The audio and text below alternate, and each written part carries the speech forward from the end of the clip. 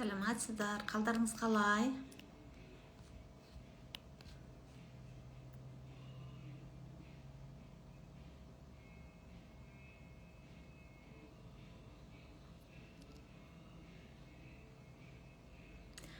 Оразаларыңыз қабыл болсын. Қасиетті Рамазан айында ауыз бекіткен кісілерде, ауыз бекітпеген кісілердің де дуа тілектерінің еселеніп орындалатын уақыты болсын.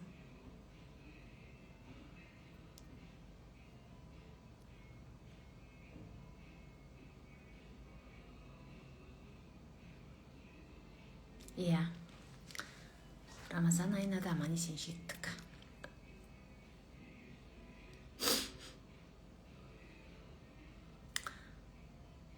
Бір азғыдай уақытқа ғана шығам. Просто шыққым келді.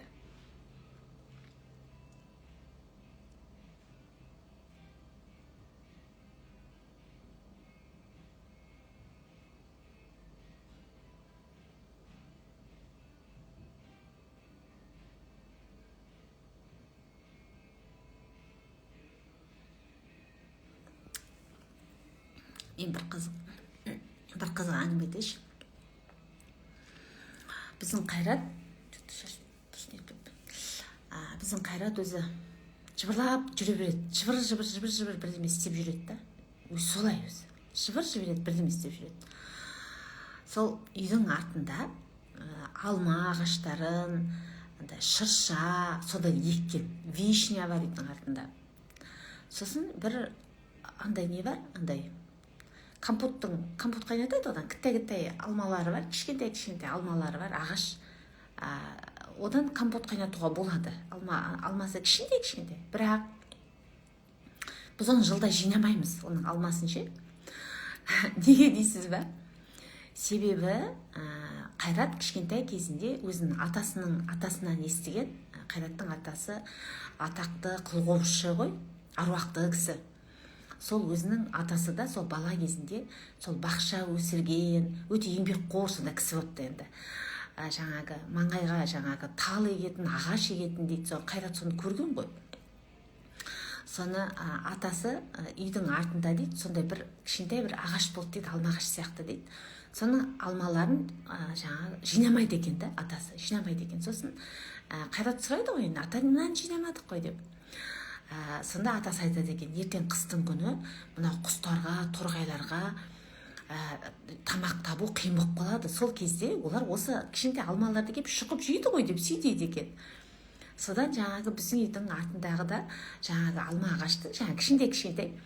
Соның алмасын біз жинамаймыз, жылда жинамаймыз. Андай тұнып тұрып өседі, бірақ жинамаймыз. Біздің кухня терезесін көріп тұрады. Сосын жылда кухняда тамақ істеп жүргенде неткенде постоянно көрем, әлгі алма ағашқа, кішкентай алмаларға торғайлар қонып, кішкентай алмаларды шұқып жейді. Жылда солай шұқып жейді. Сосын анау бәйтөбеттер келеді, сауысқандар келеді. Сауысқандар келіп, торғайларды қуып жібереді, торғайлар қашып кетеді. Одан сауысқандар жейді, кішкентай алманы. Одан қарға келеді, қарға жейді. Сосын көгершін жейді. Не керек? Алма ағаштың алмасын құстар қыс бойы азық етеді енді. Торғай, көгершін, сауысқан, қарға келеді. Терезеден көріп отырамыз, барлығы келіп жейді, шоқып жейді кәдімгі. Жарайды деп. Сосын біздің көршілердің бәрі айтады, мынау құстар енді тамақ қой оларға қыста. Осыны жегенде ол сауап болады деп сөйдейді да, сауап қой бұл, сендерге сауап қой деп. Енді бір қызық айтайын. Уже 4 күн болды. Біздің үйдің артында қырғауылдар жүр. Кәдімгі қырғауыл бар ғой, қырғауыл. Кәдімгі алма ағашқа мініп алған, шұқиып, 3 қырғауыл алманы енді қырғауыл жеп жатыр. Содан бүгін Қайратқа бетем ғой. Ой, Алла деймін, мен айтам. Торғайды ойладың ба кезінде деймін да, я ойладым дейді.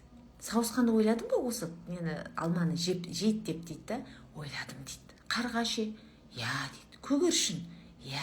Қырғауылды ойладың ба деймін да. Вообще ойламаппын дейді. Вот қараңыздар, 4 күн болды. әлгі алманы қырғауылдар жеп жатыр да, кәдімгі қырғауыл, құс қырғауыл кеп жаңағы алманы шоқып жеп жатыр. Біздің үйіміз Астананың былай шет жақтарында ғой, ар жағында тоғай бар да. Сол тоғайдан қыстың күні, видимо, бөденелер, қырғаулар бері қарай шығып кетеді. Видимо, оларға ана жақта азық табу қиын-ау деймін. Сол мына біздің үйдің артында жаңағы кішкентай алмаларын жеп жатыр. Мен бұны не айтып жатырмын сіздерге?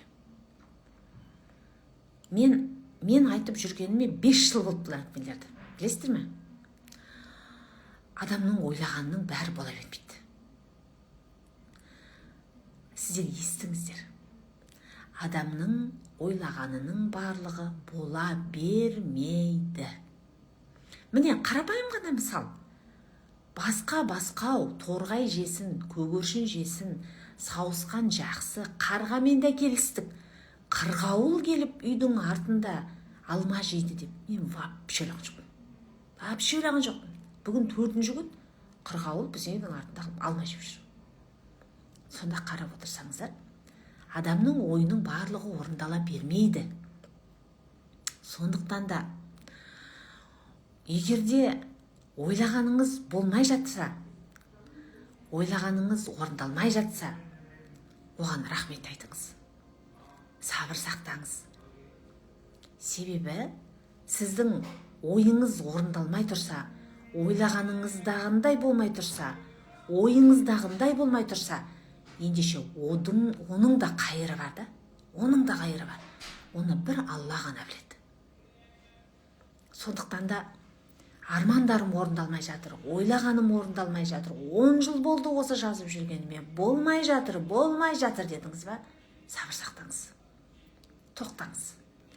Сол болмай жатырғанның өзіне де рахмет айтыңыз. Себебі сіз әлі дайын емессіз, дайын болмай тұрсыз да. Мен кеше айттым, кейбір үйлерде мысалы бір күйеуі көнбей тұрады, немесе атасы көнбей тұрады, немесе енесі көнбей тұрады да. Оны ғылымда якорь дейді, якорь етіп тұрады да, ұстап тұрады да. Оған да рахмет айтыңыздар. Оған да разы болыңыздар. Неге?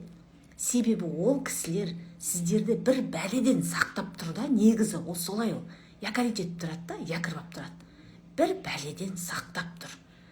Кез келген нәрсеге, болмай жатырған дүниеге де рахмет айтыңыздар. Асықпаңыздар.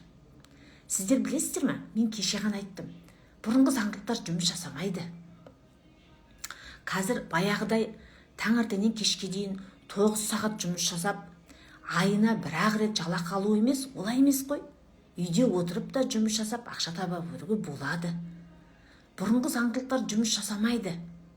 Жұмыс жасамайды. Ол өкінішке орай ма, әлде бір бақытқа қарай ма, мен оны білмеймін. Бірақ қазір әлемде сондай заңдылық, сондай ережелер жүріп жатыр. Сондықтан да сабыр сақтаңыздар. Асықпаңыздар. Болмай жатыр деп байбалам салмаңыздар. Оған да рахмет айтыңыздар. Ол да келеді әлі. Ол да келеді. Когда сіздің денеңіз дайын болған кезде ғана. Сіздің денеңіз дайын болмаса, ол нәрсе болмайды. Себебі Алла тағала бізді өзінің назарында ұстап тұрады. Алла қас қағым сәтке болса да бізді басқа ешкімге де, ештеңеге де тапсырғысы келмейді. Себебі Алла бүкіл ғаламды біледі, барлығын біледі. Жасырын дүниелерді де біледі, көзге көрінбейтін дүниелерді де біледі, барлығын біледі. Сондықтан да Алла өзі сақтап, өзі қорғап тұрады. Сондықтан да асықпаңыздар, сабыр сақтаңыздар. Тек тап қазір отырған жеріңізге, отырған үйіңізге сіздің жұмағыңыз ол. Соған рахмет айта бастаңыздар. Сол кезде ғана сіздің жағдайыңыз өзгереді. Миллион жерден алтынмен апталған, күміспен қапталған сарайда тұрсаңыз да, көршіңіз оңбаған болса, сіздің ол үйіңіз жұмағыңыз емес, тіпті тозағыңыз одан артық болар еді да. Шындық сол ол. Шындық сол. Сондықтан да бекер айтпайды Алла тағала. Барлығы Құранда жазылған ғой. Сондықтан да сабыр сақтау керек. Маңайларыңызға бағдарлап қараңыздар. Байлық керек. ақша керек. Мен ешқашан айтқан емеспін ақша керек жоқ деп, байлық керек жоқ деп. Жоқ. Ешқашан айтқан жоқпын. Мен айтпаймын да оны. Себебі ақша керек, байлық керек, жақсы өмір сүру керек, оған ұмтылу керек. Бірақ болмай жатыр ма? Сабыр сақтаңыз. Сіздің дегеніңізге көнбей тұр ма үйде бір адам? Рахмет айтыңыз. Себебі ол якорет етіп тұр. Сізді бір үлкен бәледен негізі сақтап тұр да. Сақтап тұр. Таяқтың екі ұшы бар. Біз бір ақ ұшын ғана көреміз. Толық картинаны көру адамдарға мүмкін емес. Бізге ондай қасиет берілмеген. Оған да шүкір деу керек та. Оған да шүкір деу керек. Себебі әлемде неше түрлі нәрсе бар. Алла адам егерде соның барлығын көріп қойса, адам жынданып кетеді. Рас айтам. Адамның санасы оны көтере алмайды. Сондықтан да Алла тағалаға рахмет айтыңыздар, что барлығын перделеп жауып қойғанына, бізді сақтап қойғанына, біздің назарымыз бір-ақ нәрсені көріп тұратынына, мұның барлығы Алланың жасап қойғаны ғой. Егерде бізде 360 градусты қосамыз десек, бізде қоса аламыз ол қасиетті. Бірақ ол адамдар үшін өте қауіпті. Сондықтан да пока бір 90 градусты көріп отырсыз ба, соған шүкір деңіз. 90 градусты да көрмей отырған адамдар бар да, оны жай ғана қарап отырған адамдар бар. Сондықтан да көре бастадыңыз ба, шүкір деңіз, шүкір деңіз. Шынымен де солай негізі. Шынымен де солай. Сондықтан да солай. Адамның ойлағанында түгелдей бола бермейді. Шынымен де біздің үйдің артында бақта қырғауыл кеп, Қайраттың еккен алма ағашының алмасынан дәм татады. Соны қыста азық қылады деп ойлаған жоқпын мен. Вообще ойлаған жоқпын.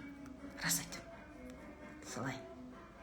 Сондықтан да барлығыңызға жақсылық тілеймін, бақыт тілеймін. Қалай бар? Әлемді сол қалпында қабылдап үйреніңіздер. Адам әлемді өзгерте алмаймыз біз. Өзгерте алмаймыз. Біз өзімізді өзгерту арқылы ғана әлемге әсер саламыз. Негізі айырмашылығы бар. Мен екі түрлі әңгіме айттым.